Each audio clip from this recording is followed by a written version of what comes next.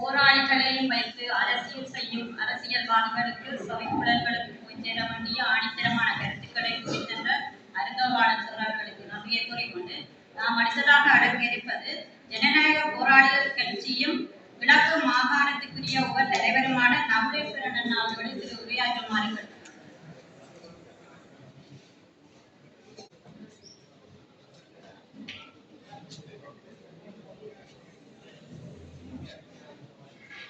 குடியிருக்கும் எமது உயிருக்கு மேலான மாவீரர் பெற்றோர்களே, எண்ணினிய போராளிகளே, அனைவருக்கும் எண்ணினிய வணக்கங்கள். இங்கு ஏன் கூடியிருக்கிறோம் என்றால், ஒரு 3 மாவீரரின் தாயாரை அவமதிக்கப்பட்டது. அதுக்காக நாங்கள் எல்லோரும் போராளிகள், மாவீரர் குடும்பங்கள் கூடியிருக்கின்றோம்.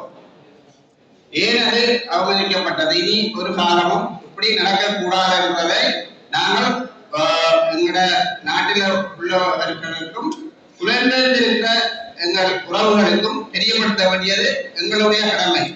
இதுல ஊடகங்கள் அறிவிப்பதிலோ தெரியவில்லை, ஊடகங்கள் கட்டாயம் பங்குபெற்றிருக்க வேண்டியது. ஏனெனில் இது ஒரு சாதாரணமான பிரச்சனை அல்ல. 3 மாவீரர்களை அந்த அம்மா, அதுவும் ஒரு சகோதர இனத்தை சேர்ந்த அம்மா சொல்றா, கலைக்கும் போது சொல்றா, நான் இத சகோதர, அதாவது சிங்கள இனம் என்றபடியாக அவமதிக்கப்பட்ட சுட்டி காட்டுறா. அப்படி அல்ல, எங்களுக்கு 3 மாவீரரை பெற்றெடுத்த அம்மாவை நாங்கள் வணங்க வேண்டியது எங்களது கடமை. அவமதிச்ச யாரா இருந்தாலும், எந்த அரசியல்வாதியா இருந்தாலும் அவர் கண்டிக்கப்பட வேண்டியவர். எங்களோட நாட்டிலேயும் கண்டிக்கப்பட வேண்டியவர், வெளிநாட்டிலேயும் கண்டிக்கப்பட வேண்டியது. எமது போராளிகள், நாடுக்குள்ள எமது போராளிகள் இருக்கிறார்கள். அவர்கள் கட்டாயம் இதை தட்டி கேட்க வேண்டும். இனி இந்த நிகழ்வு, இப்படியான நிகழ்வு நடக்கக்கூடாது என்பதை நாங்கள் அதாவது போராளிகள் ஆகிய நாங்களே இதுல உங்களுக்கு அம்மாவுக்கு உறுதியளிக்கிறோம். இனி இப்படி ஒரு நிகழ்வு நடக்காது. காரணம் என்ன சொன்னால், நாங்கள் மாவீரர் போராளிகள் நலங்காப்பகம் என்ற ஒரு வரையறைக்குள் ஒரு கட்டமைப்பு ஒன்று இருக்கிறது. இங்கு அந்த கட்டமைப்பூடாக இந்த புரிதல்களை கொண்டு வர வேண்டியது இருக்கு. அது வெளிநாட்டில் வாழும்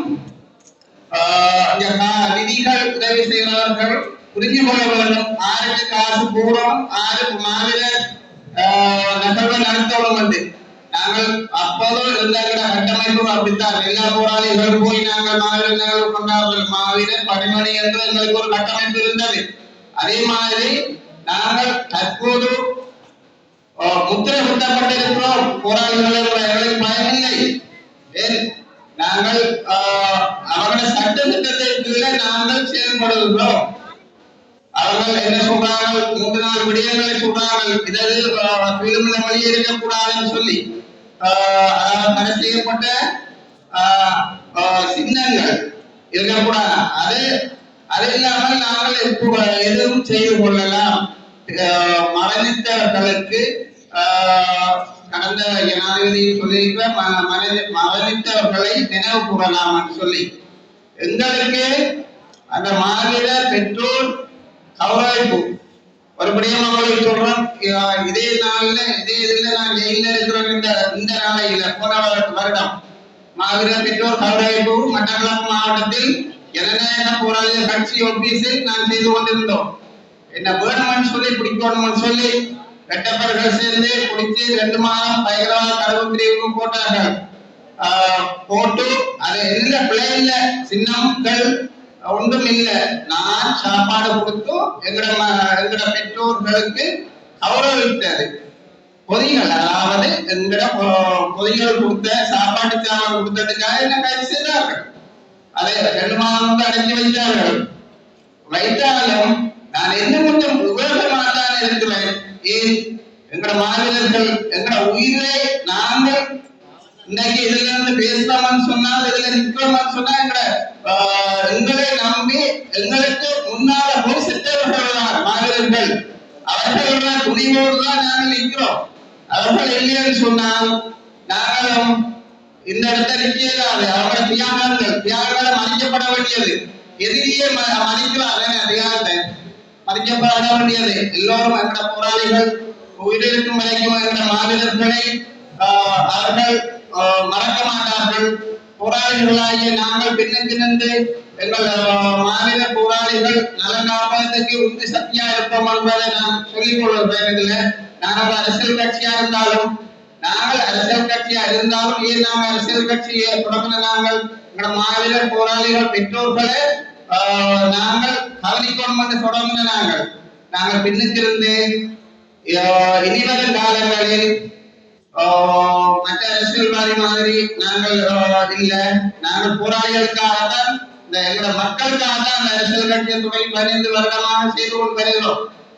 இது எல்லோரும் அதாவது எமது போராளிகள் அனைவரும் ஒன்று சேர்ந்தால் யாரும் ஒன்று செய்ய இயலாது. எந்த அரசியல் கட்சியும் செய்ய இயலாது. ஒரு கொடையும் எல்லோரும் ஒன்று சேருவோம். ஒன்று சேர்ந்து எங்கள் மாவீரர் போராளிகள் நலன் காப்போம். இதை நாங்கள் ஒரு பலமாக்க வேண்டும். வெளிநாட்டில் வாரும் என்ற உறவுகளுக்கும் நான் கருத்தை சொல்லுகிறோம். நீங்கள் அந்த கட்சி இந்த கட்சி அந்த இந்த பீக்கெல்லாம் காசு போட வேண்டாம். நாங்கள் ஒரு கட்டமைப்பை உருவாக்கியிருக்கிறோம். அதுக்கு அரசியல் இல்லை. அதுக்கு அரசியல் என்பது இல்லை. அவர்கள் மாவீரர் பெற்றோர் வரவேற்பு பெற்றோர் காப்பகம் சொல்லி தொடங்கியிருக்கிறார்கள். இதற்கு நீங்கள் செய்ய வேண்டிய உதவிகளை செய்து இனிவரும் காலங்களில் மாவீரர்கள் ஏதாவது எந்த விடயமாக இருந்தால் இதற்குள் நீங்கள் இது ஊடாக செய்யணும் சொல்லி இந்த உறவுகள் என்னோட இருந்த உறவுகளை கேட்டுக்கொண்டோம். நான் எமது அதாவது இதுக்கு நீங்க கேட்பீங்களா அரசியல் கட்சி நீங்களே இருக்கிறீங்களா? அப்படியே இல்லை. நான் தீவன் அங்கால வரும்போது என்னோட தொடர்பு கிழக்கு மாநிலம் வந்தால் நான் அதுக்குரிய ஒழுங்குகளை செய்து கொடுத்தோம்.